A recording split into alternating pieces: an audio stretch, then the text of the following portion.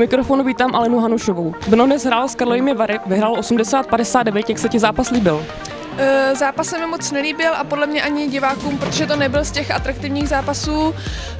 Byl to hodně těžký zápas pro holky, holky hrály dobře tu první čtvrtinu a i tu poslední, ale asi byly špatný v obraně, že jim to moc nevycházelo v té obraně a podle mě Varům se docela dařila střelba, takže s tím se chytli a bylo to potom těžký s nimi hrát.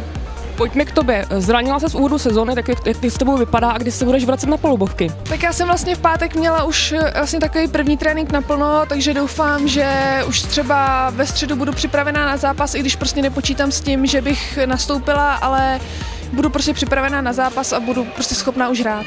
Jak moc je těžké, když vidíš, že hráčky třeba vyhrávají nebo prohrávají zápas o pár bodů a nemoci jim pomoct? Jak je to těžké? No je to hodně těžký, protože vlastně vždycky, když hrajete a jste na lavičce, tak máte tu příležitost a tu moc jako tomu týmu pomoct, ale když nehrajete a jste tam pouze jenom jako divák, tak vás to hrozně mrzí, že nemůžete hrát a tomu týmu nějak pomoct. Příští týden hrajeme zápas s Děrem, tak jak vidíš šance?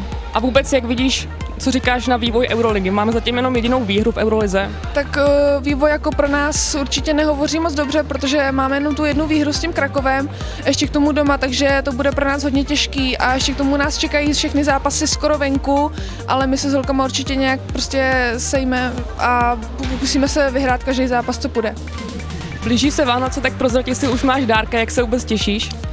Já dárky už vlastně koupený mám, i s holkama jsme tady losovali tajnýho Santu a to bylo vlastně nejtěžší koupit té osobě dárek, neprozradím komu, ale už dárky vlastně mám všechny. Fajn, děkujeme za rozhovor a přejeme, ať se brzo vrátíš na palubovky. Děkuju.